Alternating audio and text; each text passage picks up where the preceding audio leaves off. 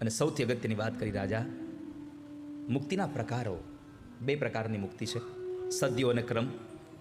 આ 2 પ્રકારની મુક્તિમાં જે માણસ સદ્યો મુક્તિની ઈચ્છા રાખે છે એણે ભગવાનનું જપ વધારે કરવું પડશે. ક્રમ મુક્તિની ઈચ્છા રાખે છે એ ધીમે ધીમે કરે તો ચાલે નહીં.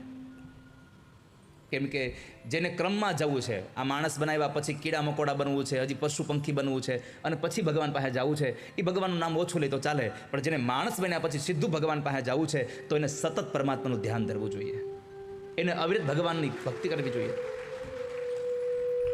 ત્યાં સુધી ભક્તિ કરવી જોઈએ.